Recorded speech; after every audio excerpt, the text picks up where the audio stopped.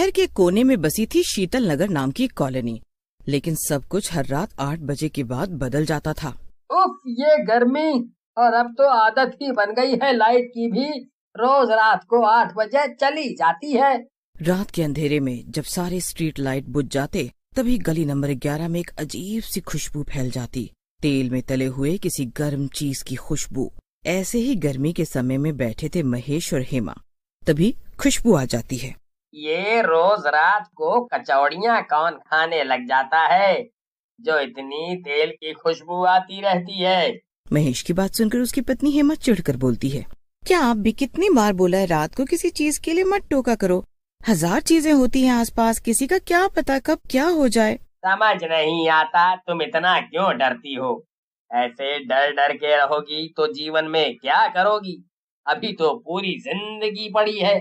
ऐसा कुछ नहीं होता कि टोकने से कुछ हो जाएगा। आप तो मेरी बात कभी समझना ही नहीं चाहते। मेरी माँ हमेशा कहती थी कि ऐसे रात में टोकने से जरूर कुछ न कुछ बुरा होता है। इन सभी बातों से दूर 11 नंबर गली में एक चुड़ैल का घर भी था। उस रात वो चुड़ैल उदास बैठी हुई थी। ये जो लाइट जाती है इसके चक्कर से तो और मुझे कुछ खाने को नहीं मिलता। उजाला रहता है तो 1-2 लोग घूमते हैं। कितने महीने हो गए हैं किसी को खाए हुए। ना इंसान आते हैं ना ही मैं कुछ खा पाती हूँ। लाइट जाने की वजह से चुड़ैल देखती है कि कोई घर से ही नहीं निकलता। सब या तो अपने घरों की छतों पर बैठे रहते। चुड़ैल उदास मन से गली में घूम रही होती है। तभी उसको एक शराबी नजर आता है। चलो कोई तो नजर आया। चुड़ैल उसके पास जाती है और आसपास की चीजें गिरने लग जाती है, जिससे वो शराबी डर जाता है। कौन है? आस पास कौन है जो मुझे परेशान कर रहा है? कौन है? वो इधर उधर नजर फेराता है, लेकिन चारों तरफ अंधेरा होता है। उसको कुछ दिखाई नहीं देता। चुड़ैल मौके का फायदा उठाकर उसको मार डालती है और अपने घर में ले जाती है। रोज इसी उम्मीद में तेल गर्म करती हूँ कि कभी तो कोई मिलेगा तो उसको तल के उसका हॉट डॉग बनाऊंगी, लेकिन कितने महीनों बाद ये आदमी मिला है मुझे। चुड़ैल उस आदमी के टुकड़े टुकड़े करके उसको छान लेती है और फिर उसमें मसाला डालकर ब्रेड में भर लेती है और उसका हॉट डॉग बनाकर खा जाती है। मजा आ गया। कितने दिनों बाद इतना सुकून मिला है मुझे।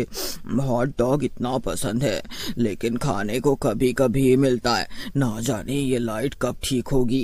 अगली सुबह हाहाकार मच जाता है। वो शराबी कोई और नहीं महेश का पड़ोसी होता है।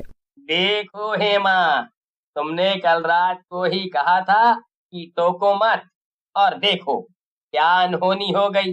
लेकिन मेरे साथ नहीं हुई है, किसी और के साथ हुई है। इन्हीं सब के डर की वजह से तो आपको मना करती हूँ, लेकिन आप मेरी बात सुनते ही कहाँ हैं। आपको तो बस अपनी ही करनी होती है।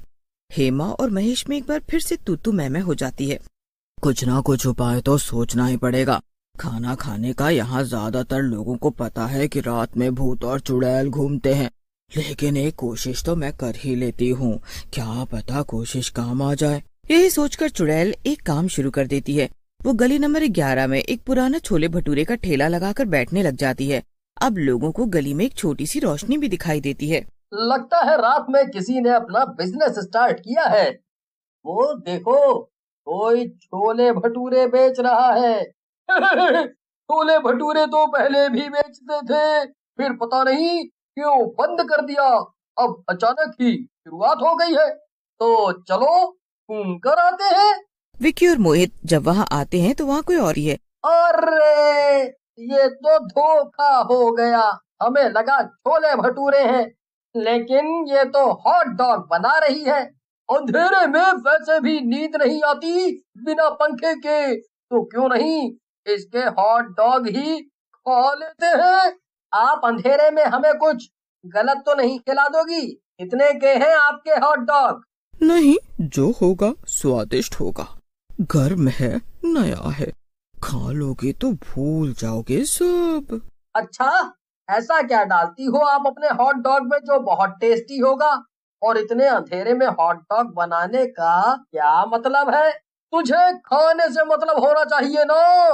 तू उनको काम करने दे, तू खाने पर ध्यान दे। ओके, हाँ लगा दो, खा ले। चुड़ैल अपने असली रूप में आ जाती है, जिसको देख मोहित और विकी की हवा गुल हो जाती है। चुड़ैल दोनों को पेड़ पर टांग देती है और फिर वहीं से फेंक देती है, जिससे दोनों मर जाते हैं। वे दोनों को घसीटते हुए अपने घर लेकर जाती है। अब आया ना मजा, अगर ऐसे ही मेरा ठेला चलने लग गया तब तो मुझे रोज हॉट डॉग खाने को मिलेगा। अब मुझे लगता है मुझे ये ठेला रोज लगाना पड़ेगा, तब जाकर ही मेरी भूख पूरी हो पाएगी, वरना ऐसे ही भूखे सोना पड़ेगा जैसे महीनों से सोती आ रही हूँ। 10 साल का रिंकू, जो रात को मोबाइल पर गेम खेलता रहता था, एक रात उस गली से गुजरा। आ गया एक और शिकार। रिंकू अपने फोन में इतना व्यस्त होता है कि वो आसपास देखता ही नहीं। चुड़ैल एकदम उसके सामने आ जाती है और धीरे से उसका फोन खींचकर कहती है, चलो बेटा, देखा तो जाए तुम्हारा मांस कितना स्वादिष्ट है। रिंकू बहुत डर जाता है, लेकिन डर कर वो करता भी क्या, चुड़ैल उसको भी मारकर उसका हॉट डॉग बनाकर खा जाती है। अगले दिन उसका मोबाइल, उसके चप्पल और एक जली हुई हॉट डॉग के टुकड़े उसके घर के बाहर मिलते हैं। लोगों की नजर में रिंकू गायब था। उन्होंने इस बारे में पता करने की कोशिश की, लेकिन वहाँ कोई सीसीटीवी नहीं था, चश्मदीद नहीं था। कुछ दिन तो केस चला, लेकिन फिर पुलिस ने केस बंद कर दिया और कहा, हाँ, वो लड़का अपनी मर्जी से कहीं गया होगा, आप लोग चिंता मत कीजिए, वो खुद ही वापस आ जाएगा। लेकिन गली नंबर 11 की रातों की घटनाएं और भी तेज हो गई थी। 5 दिन बाद वही खोखा खुला देखा गया। पास जाने की हिम्मत किसी की नहीं हुई, मगर दूर से बच्चों ने देखा एक पतली लंबी सी औरत, जिसके होंठ बेहद लाल और आंखें बिना पलक झपकाए एकटक देखती थी। हॉट डॉग तल रही थी और वो मुस्कुरा रही थी, और उसके हॉट डॉग में अजीब सी भूरी चटनी थी। बाकी बच्चे उसकी शक्ल ही देखते रह गए। चुड़ैल ने बबलू को देखा, एक मुस्कान भरी, आओ बेटा खाओ, आओ ना। उसकी इतनी भयानक शक्ल देखकर बाकी बच्चे तो भाग गए और बबलू को फिर कभी नहीं देखा गया। बच्चों ने सबको बताया, वो चुड़ैल बबलू का हॉट डॉग बनाकर खा गई, हमने देखा था, हम सारे वहीं थे, लेकिन हम डर कर भाग गए और बबलू वहीं रह गया। बबलू की माँ ये सब सुनकर रोने लग गई और धीरे धीरे शहर में अफवाह फैल गई कि चुड़ैल इंसानों से भरे हुए हॉट डॉग बनाती है। मैं ना कहती थी तुम्हें, ये सारी चीज होती है, मैंने सुना है। कहते हैं वो पहले इंसान को सम्मोहित करती है, फिर उसके शरीर का मांस टुकड़ों में काटती है और उसी से अपने काले तवे पर हॉट डॉग बनाती है। जो भी खा लेता है वो बीमार पड़ जाता है और अंत में उस खोखे तक खींचा चला जाता है और फिर वो कभी लौट कर नहीं आता। रजिया, जो कॉलोनी में झाड़ू पोछा करती थी, एक रात गलती से खोखे के पास से गुजर गई।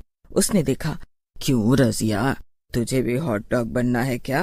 आजा, तेरा भी हॉट डॉग बना लेती हूँ। रजिया की आंखें फटी रह गई। वो चीखकर भागी और बेहोश हो गई। जब होश आया तो वो बुरी तरह कांप रही थी।